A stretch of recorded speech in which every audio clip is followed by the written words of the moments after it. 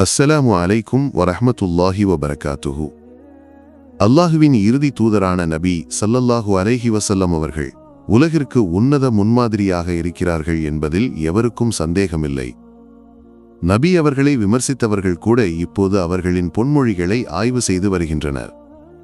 உலக விசுவாசிகள் அனைவரும் நேசிக்கும் மதிக்கும் நமது உயிரானவர் நபி அவர்கள். இதேபோல் மற்ற மதத்தினரும் கூட நபி அவர்களை நேசித்து புகழ்ந்து பாடுவதை நாம் கண்டிருக்கிறோம்.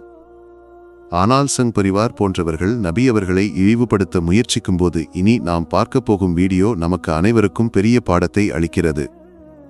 ஒரு தொகுப்பாளர் நபி அவர்களையும் இஸ்லாமையும் தரம் குறைக்க முயற்சித்த போது ஒரு சுவாமிஜி அளித்த பதில் இப்போது வைரலாகி வருகிறது. அந்த வீடியோவை நாம் பார்க்கலாம்.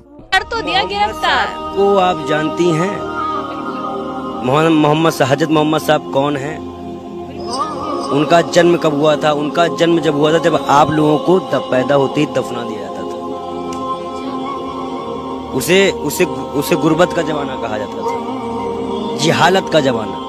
और जिहालत के जमाने में मालूम है वो जब आए और उनको किसी व्यक्ति जब उनको व्यक्ति मिला ना तो उन्होंने ये घटना उनको बताई तो उनकी आंख से आंसू निकल रहे थे कि बताओ इस तरह होता है।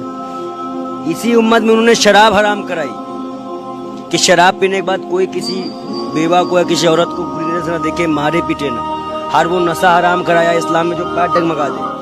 भाई नबियों के नबी, अल्लाह के प्यारे नबी हैं वो, पहली चीज।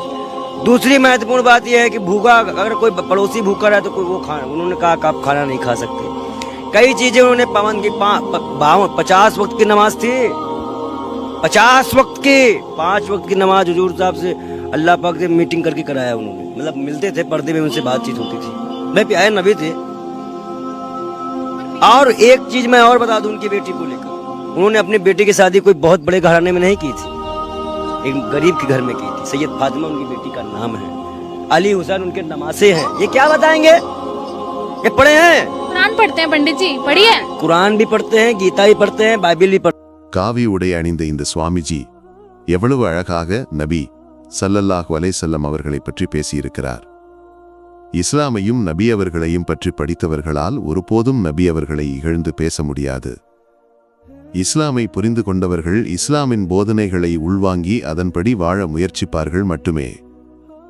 அல்லாஹு சுப்ஹானஹு வ தஆலா இஸ்லாமில் உறுதியாக நம்பிக்கை கொள்ளவும் நபி அவர்களை நேசிக்கவும் தௌஃபீக் அருள் வழங்கட்டும். ஆமீன். அஸ்ஸலாமு அலைக்கும் வரஹ்மத்துல்லாஹி வபரகாத்துஹு.